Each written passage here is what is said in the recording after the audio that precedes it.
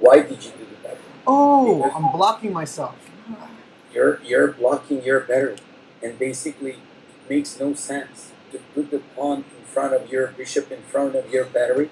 And by the way, you play the h4 to do the h5 to be able to take on g6 and to play the bishop h6 to use the open h5. How the hell are you going to use the open h5 You're right. if you play if you play like this? So that's the point. So instead of this, you should have played h5 because you're keep attacking on the king side, keep this bishop open, Yes. and you're just having this battery really nice. Yeah. And now you want to play the bishop h6, and white is just that's the way to go. And please, by the way, this move makes no sense because no more bishop h6 possibilities. Because no more, then the whole concept, the whole plan is just bad, makes no sense. So g5, you're not gonna go. When do you go g5? You do the g5 in Sicilians. Do you see the Sicilian opening? Yes. So we're just working on the Sicilian here. Neither you play f3, e6, bishop e3, Yes. bishop e7, queen d2, Yes. castles. He goes queen c7, you go king b1, he goes knight b7, you go g4, he goes b5. Now you do g5 because now your battery with the queen d2 and bishop e3 makes no sense because you're not threatening now to play the bishop h6, right? Yes, yeah. So your battery is only efficient and good and pretty much, like dangerous if they have the g6 bishop g7 um, type of position. Like this, you can just play g4, h4, h5, doing the pawn storm. So they play like knight e8. You play the h4, h5, g6, and you're just doing great. What happens if the knight goes to h5? Yes, then you have two moves. You have move bishop e2 and to play the f4, Okay. chasing away this knight. Yeah. You have a plan bishop h3 with a bishop g4 chasing away this knight this way. And you have a third type of plan.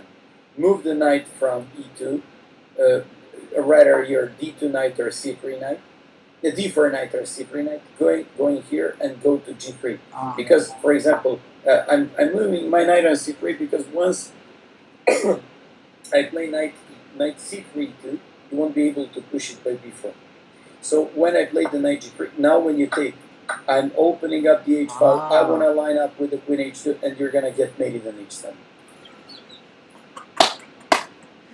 Oh, got it. Brilliant, man. That's brilliant playing.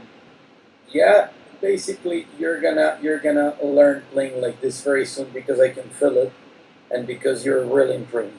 So basically, in this position, in your position, you weren't supposed to play g5, but this is the battery. This is the killer. This is the killer weapon. Yes. So basically, this you just have to take advantage of it. I played b4. What are you going to do? Okay, so here we're going to go ahead and knight goes towards the center. I play a5, defending on b4. You? Let me think here. Let's see. But wait a sec. Let's imagine I don't want to defend the pawn on e8. Let's go. Your turn. Okay. Take it back. That's exactly what I was expecting. Why do you take the pawn? Are you really that happy to take that miserable pawn on b4? Yes, because don't anymore, because you did everything so good in terms of the attack on the king side to now go for that miserable b4 pawn. What the hell? Why don't you play? Why don't you go for the mate? Why don't you go h takes g6? He goes h takes g6 and da da da. I want to mate you. I don't want your miserable pawns, man. I want to mate you. I want your blood. Butcher. So basically, you just have to play the bishop h8 and to mate the guy. Okay, all right. That's a distracting move. In the For example, look at this. He wants to avoid this. If he takes queen h6 and queen h8, checkmate. So he wants to avoid this. Then look at this trick. I won like this tons of my games. Bishop g5, attacking the queen, especially because it's supported by this one. He plays the f6.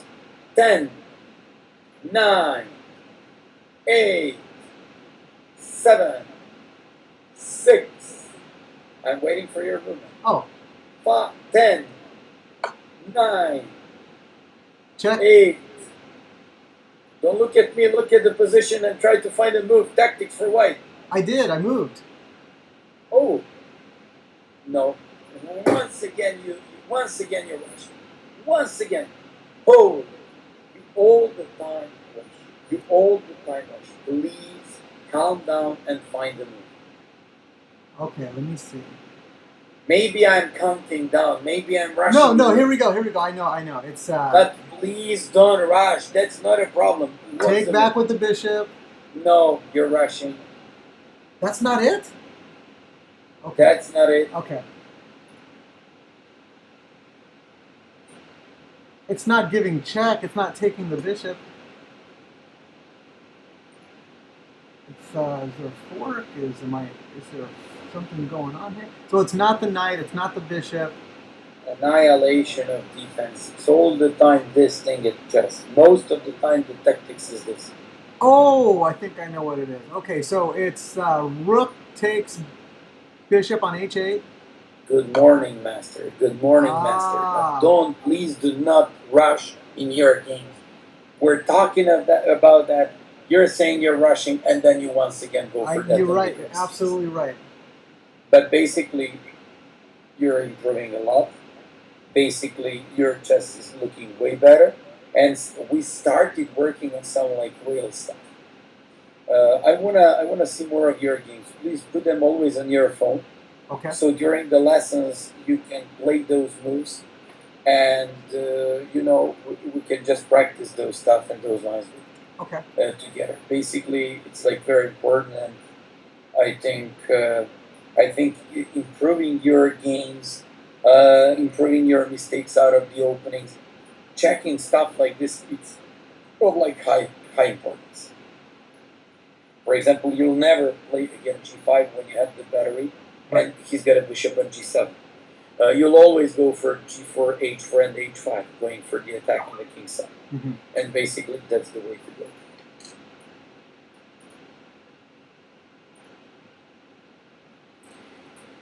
Okay, master. That would be all for today. I'm very happy. All right. Yeah, me too. Happy, and I'm very satisfied with your improvement. And we just have to study hard. You have to study hard on your own, but I can really, really see improvement in your game. I feel like I'm improving. I feel like it. Like I got a better understanding. I have a plan now when I'm playing white. You know, I like the battery. I like the English. I like the attack on the king side. And soon I know I'll have these memorized. You know, these patterns and these clues. You know, when I see the bishop and I see the knight and I see the dragon, I'm gonna think, oh, I can attack like this now. You know, boom, boom, boom. Perfect. Very nice and very, very good games. Very good games. Okay, so you're gonna be gone from when to when with your 22nd of September. Okay, I'm gonna be I'm gonna be on vacation on the 22nd of September as well, and I don't come back until the 26th. What do you think of having one lesson next weekend? Which day? Saturday or Sunday? Sunday's always the best. Let's go for Sunday. Let's go for the same time on next Sunday. The 11th? Sunday, 11th at 8 p.m. my time. Okay. Works? Yeah. Congratulations. Next time we're going to start our lesson with more difficult tactical puzzles. So get ready, master.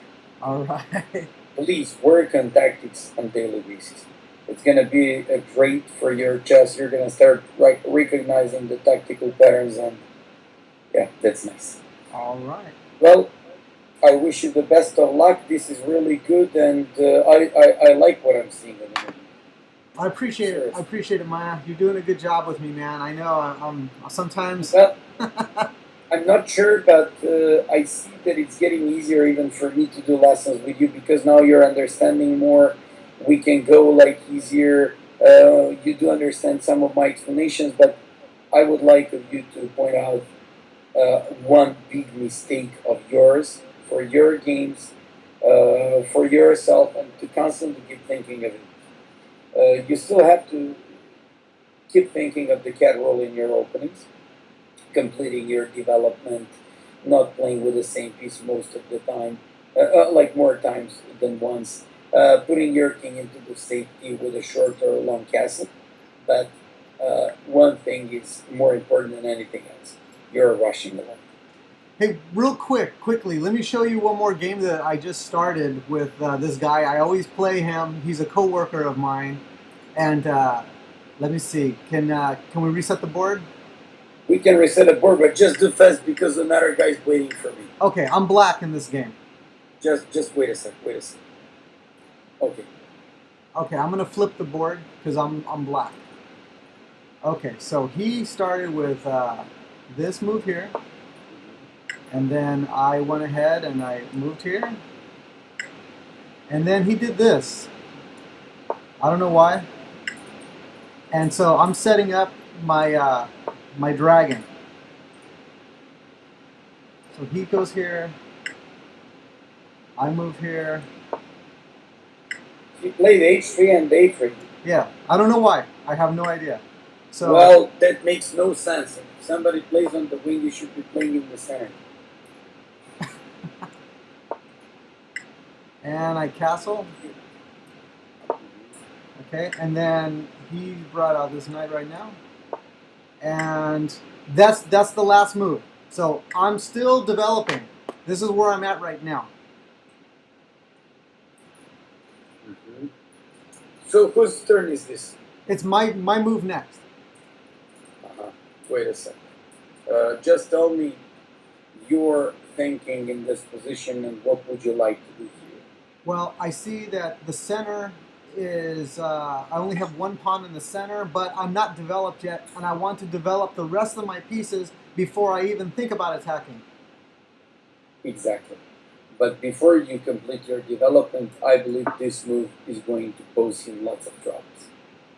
Okay, and the Because reason is, it's active move, you're taking the center, and you're provoking him to take. In case he takes, you can play this move.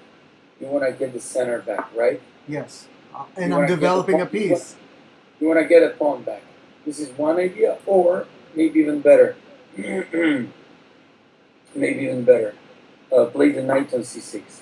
You know what? I sacked the pawn, so now I want to play the e5, getting like a full center. If he develops, I'm playing and getting like a full center for just one pawn. Okay, That's one idea. Another idea, you can keep developing your pieces and play like knight c6 or so. You can play bishop f5 or so. But I like this move the most. It's very aggressive. It's very nice. And I'm actually waiting for them to take. That would satisfy me because I would be able to build up a strong center in that case. Like Yeah. e5 castles. And I would just play like rook e8. I don't care about the pawn. I care about the initiative. I care about the activity in this game. And this is the way I go for it. okay, I'll tell you what, when I'm done playing this game, on our next lesson, I will show you how it ended.